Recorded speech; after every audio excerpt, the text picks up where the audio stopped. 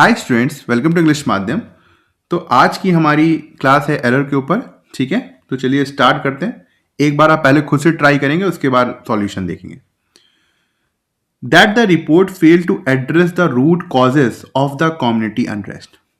कह रहा है कि जो समुदाय में अशांति है उसके जो रूट कॉजेस थे, रिपोर्ट उसको मतलब एड्रेस करने में विफल रही। Were surprising given the exhaustive data compiled over several month. और कह रहा है कि ये बहुत सरप्राइजिंग था क्योंकि काफी महीनों का जो डेटा था उसको इकट्ठा करके रखा गया था। उसके बावजूद भी ये जो रिपोर्ट है वो चीजों को एड्रेस नहीं कर पाई। कहां पे दिक्कत है देखो, ये क्या है, that the report failed to address the root causes. That से स्टार्ट हो रहा है, दैट से स्टार्ट हो रहा है। ये क्या है, नाउन क्लॉज है। नाउन क्लॉज क्यों है, देखो द रिपोर्ट यहां पे क्या है, सब्जेक्ट है। फेल्ड क्या है, वर्ब है। क्या फेल हुई, to address the root causes.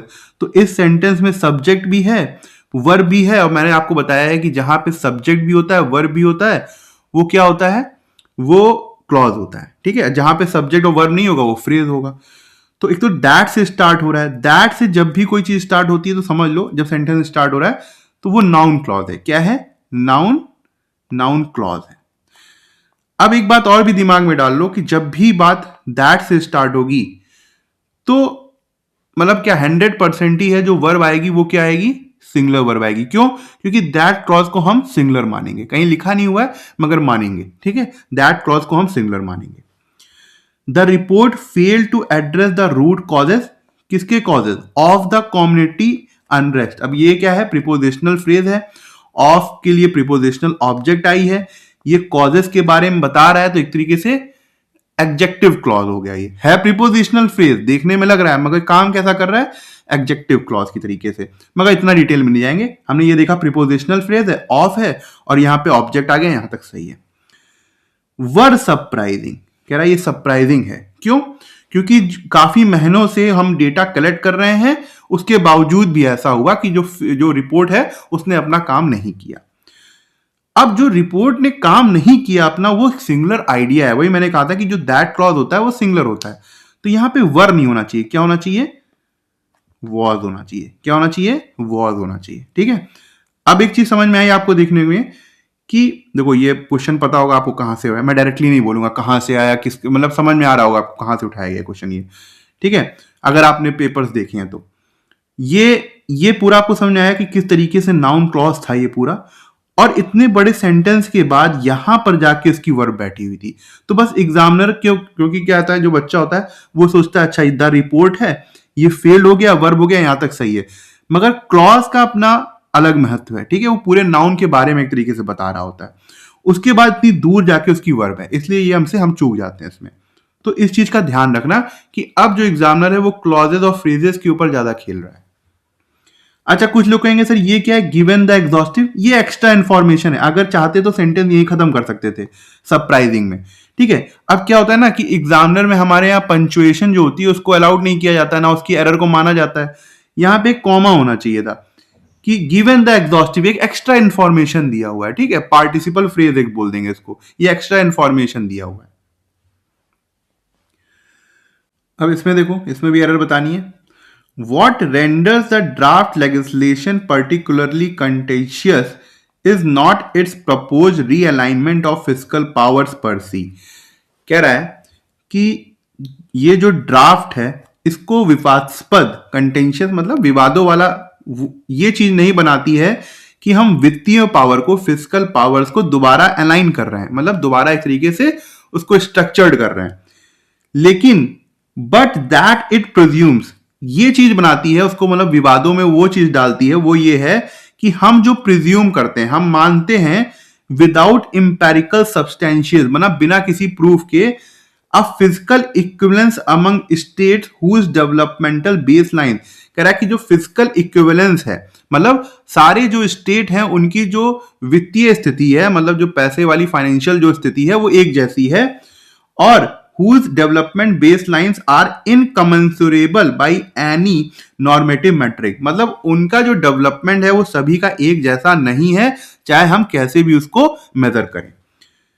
Hindi वाली बात तो हो गई, यहां पे हमको निकालना है error. What renders the draft legislation particularly contentious. यहां तक देखो, ये क्या है, फिर से वॉट क्लॉज आ गया। क्या है, वॉट क्लॉज आ गया। What renders the draft legislation particularly contentious, एक तरीके से क्या है, पूरा सब्जेक्ट की तरह काम कर रहा है। ठीक है, इज नॉट इट्स। अब यहां देखो, यहां पे वर्ब कैसी आई, सिंगुलर आई। क्यों, क्योंकि वॉट हो गया या दैट हो गया, इस तरीके से जब हम क्लॉज स्टार्ट करते हैं तो 100% जो है वो सिंगुलर वर्ब ही आती है। ठीक है, तो यहां पे इज आ गया। Not it's proposed realignment. अब देखो नॉट, अब यहां पे इज क्या है, लिंकिंग वर्ब की तरह काम कर रहा है। लिंकिंग वर्ब क्या होता है भाई, देखो यहां सब्जेक्ट होगा, ठीक है, फिर लिंकिंग वर्ब होगी, फिर क्या होगा, सब्जेक्ट कॉम्प्लीमेंट होगा। या लिंकिंग वर्ब नहीं होता, कभी कभी क्या होता है, सब्जेक्ट होता है, ट्रांजिटिव वर्ब होती है, फिर ऑब्जेक्ट होता है। ठीक है, कभी कभी सब्जेक्ट होता है, इनट्रांजिटिव वर्ब होती है और ऑब्जेक्ट नहीं होता है। और क्या हो सकता है, तो यहां पे ये जो सब्जेक्ट कॉम्प्लीमेंट होता है लिंकिंग वर्ब वाले केसेस में, या तो एडजेक्टिव से आप सब्जेक्ट को कॉम्प्लीमेंट कर रहे होते हैं, मतलब सब्जेक्ट के बारे में बता रहे होते हैं, या कभी कभी हम नाउन फ्रेज का यूज कर देते हैं, या कभी कभी हम क्लॉज का यूज कर देते हैं। मतलब मेन बात यह है सिंपल शब्दों में कि हमें सब्जेक्ट के बारे में बताना है, तब हम लिंकिंग वर्ब का यूज करते हैं। कई बार आपने किताबों में देखा होगा कि इज और ये वॉज, वर, ये लिंकिंग वर्ब होते हैं। कभी कभी ऐसा जरूरी नहीं भी है, कभी कभी दूसरी भी लिंकिंग वर्ब हो सकती है। ठीक है, तो यहां पे तो इस समय लिंकिंग वर्ब क्या है, इज है। नॉट इट्स प्रपोज्ड रीअलाइनमेंट, ये क्या है, नाउन फ्रेज है, of physical powers per se, but not but that it presumes. अब बताओ क्या दिक्कत है। अब देखो बट के बाद ना यहां पे दैट लगा हुआ है, ये दैट क्या है, यहां पे एक तरीके से क्लॉज है। ये इट लगा हुआ है, प्रिज्यूम्स लगा हुआ है। इट क्या हो गया, सब्जेक्ट हो गया, यूज करते हैं ना इट को। प्रिज्यूम्स क्या हो गया, वर्ब हो गया। अब सब्जेक्ट भी है, वर्ब भी है, तो क्लॉज हो गया। अब क्लॉज हो गया तो नाउन क्लॉज हो गया। एक जगह तो हम लोग ने नाउन फ्रेज का यूज किया और एक जगह हम लोग ने नाउन क्लॉज का यूज कर दिया। अब यहां पे पैरेललिज्म गड़बड़ा गया। ठीक है, स्ट्रक्चर क्या होना चाहिए, जैसे नॉट के बाद कोई भी मान लो ए वैल्यू आई और उसके बाद बट के बाद बी की वैल्यू आई। मैथमेटिकल टर्म में समझे, अगर यहां पे वैल्यू सेंटीमीटर है तो यहां पर भी सेंटीमीटर होगी, यहां पे मीटर है तो यहां पर भी मीटर होगी। ठीक है, नॉट बट, समझ रहे हो बात को। यहां पे नाउन फ्रेज है तो यहां पर भी नाउन फ्रेज होगा, यहां नाउन क्लॉज है तो यहां पर भी नाउन क्लॉज होगा, एडजेक्टिव है तो एडजेक्टिव होगा, एडवर्बियल है तो एडवर्बियल होगा। बात समझ में आई। इसी रूल के ऊपर नॉट ओनली और बट आल्सो वाला पेयर भी होता है, और भी जो पेयर होते हैं वही बात होती है।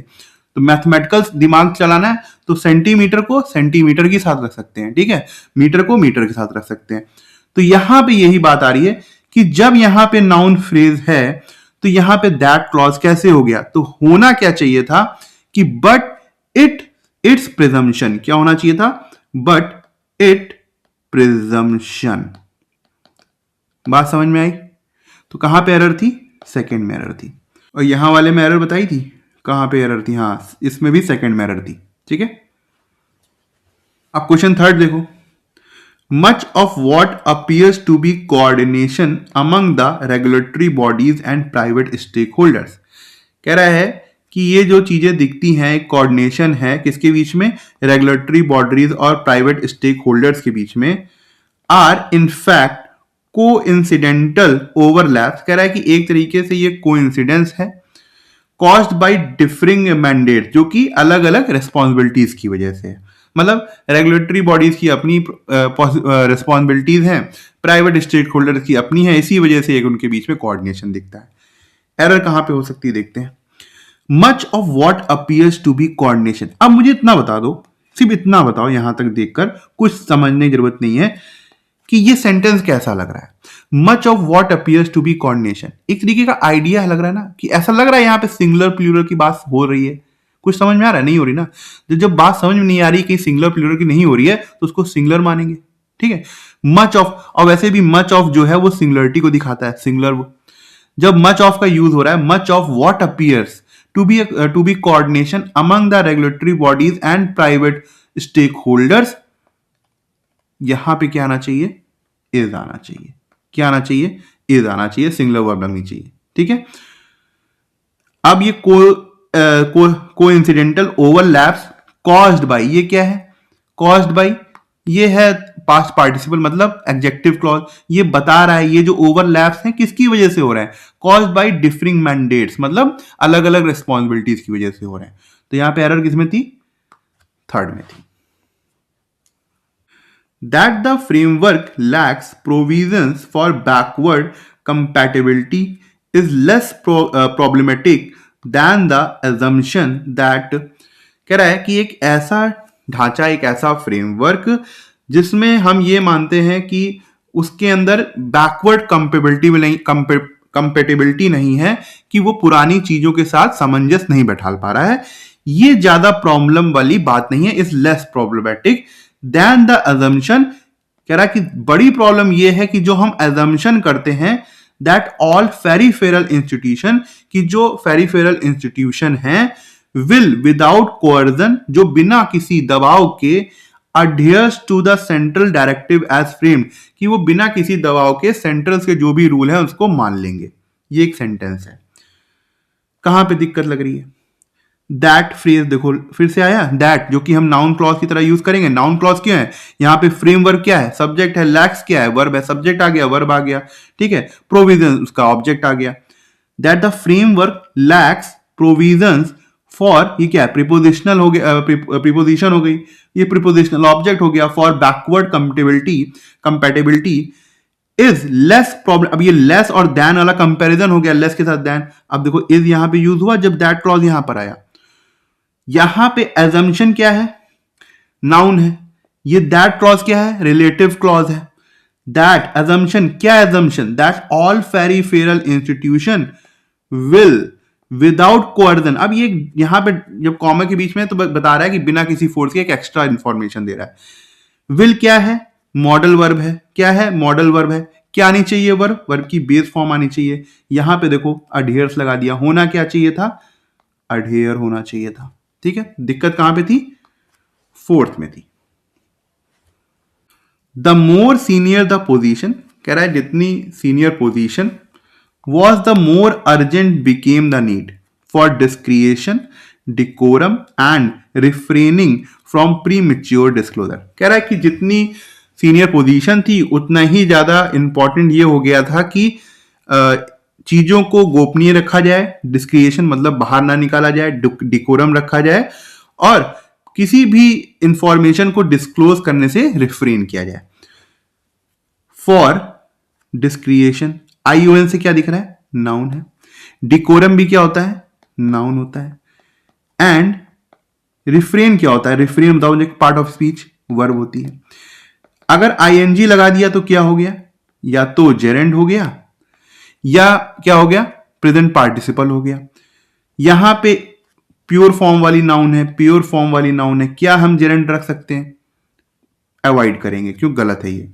यहां पे अगर हमें रखना है तो हम रिस्ट्रेंट रख सकते हैं, क्या रख सकते हैं? रिस्ट्रेंट रख सकते हैं, ठीक है। फिर से लिख दे रहा हूं यहां पे रिस्ट्रेंट। किसी ने बोला था कर्सिव राइटिंग, नहीं सर, ठीक है, समझ में आ रहा है? रिस्ट्रेंट फ्रॉम, तो ये भी क्या हो गया? ये भी नाउन हो गया। अब ये है क्या? जहां पे एंड देखो वहां पे पैरेललिज्म फॉलो हो जाता है। ये नाउन आया, ये नाउन आया, यहां पर भी नाउन आएगा, ठीक है। क्या समझ में आ रहा है अब तक? कि एक तो क्लॉजेस के ऊपर वर्ब कैसे क्या कहते हैं डिफाइन होता है, इस तरीके से एग्जामिनर ने ध्यान दिया है, और एक पैरेललिज्म पर भी ध्यान दिया है। जो बहुत छोटे छोटे रूल होते हैं ना, जो हम लोग रटते रहते हैं, अब एग्जामिनर ने अपना माइंड को शिफ्ट किया है वहां से। The reports emphasis on techno optimism while commendable overlook the structure inequities. कह रहा है कि रिपोर्ट जो थी उसका जो एम्फेसिस था वो टेक्नोलॉजी के ऊपर ज्यादा था, मतलब वो काफी आशावादी थी टेक्नोलॉजी को लेकर। वाइल कमेंडेबल, जो कि एक अच्छी बात है, ओवरलुक द स्ट्रक्चरल इनिक्विटीज, मगर उसने एक ढांचीय जो खामियां थी उसको ओवरलुक किया उस रिपोर्ट ने, जो कि एक बेसिक खामियां थी। That persist in data accessibility, जो कि परसिस्ट करती है किसमें? डेटा एक्सेसिबिलिटी, की डेटा कैसे मिल रहा है, एंड डिजिटल लिटरेसी, और कितनी ज्यादा डिजिटल लिटरेसी है across demographic and regional divides, मतलब पूरे रीजन में, और जो डेमोग्राफिक है मतलब समुदाय की जो वेरिएंट है उसमें। कहां पे दिक्कत है? The report emphasis on techno optimism, ये क्या है? पूरा नाउन फ्रेज है। रिपोर्ट की इम्फेसिस, कहीं भी सब्जेक्ट वर्ब दिख रहा है, अपॉस्ट्रोफियस लगा हुआ है। रिपोर्ट का इम्फेसिस किसमें था? On techno optimism. While commendable, ठीक बात है। ओवरलुक, यहां पे क्या होना चाहिए? दिक्कत कहां पे लग रही है? ये क्या है? पूरा सिंगुलर सब्जेक्ट है। नाउन फ्रेज क्या है? सिंगुलर सब्जेक्ट है। तो ये ओवरलुक्स होना चाहिए था, ओवरलुक द स्ट्रक्चरल इनइक्विटीज। दिक्कत कहां पे थी? बी में थी। The reforms being recommended by the panel, कह रहा है कि पैनल द्वारा जो रिफॉर्म्स रिकमेंड किए गए थे, मतलब जो बदलाव जो रिकमेंड किए गए थे, are not only intended to streamline administrative functions, जिनका काम सिर्फ इतना ही नहीं था कि जो एडमिनिस्ट्रेटिव काम है, फंक्शंस है, उसको स्ट्रीमलाइन करे, मतलब ठीक करे एक तरीके से, but also addressing the asymmetries in resource allocation. वो भी काम था, एक दूसरा काम भी ये था कि वो जितनी भी रिसोर्स को एलोकेट करना है, मतलब संसाधनों को बांटना है, उसमें जो कमियां हैं, एसिमेट्रीज हैं, उसको एड्रेस करना। That have plagued rural district, जो कि रूरल डिस्ट्रिक्ट्स में काफी समय से लोग उन जगहों को परेशान कर रहा है, जो भी ये एसिमेट्रीज हैं संसाधनों को बांटने में, रिसोर्स एलोकेशन में। कहां पे दिक्कत है?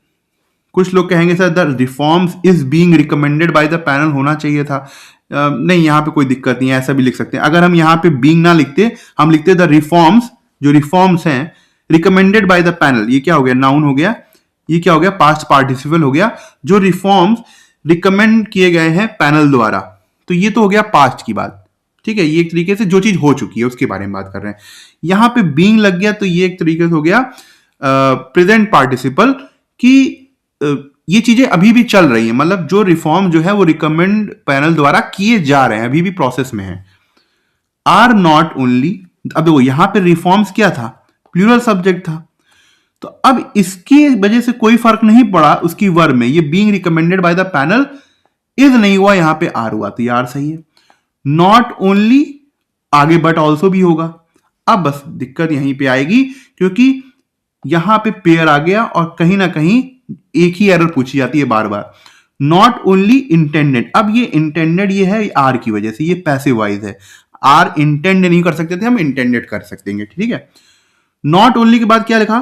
टू स्ट्रीम लाइन दिखा, मतलब इंफिनिटिव फ्रेज है। क्या है? टू प्लस वर्ब की बेस फॉर्म।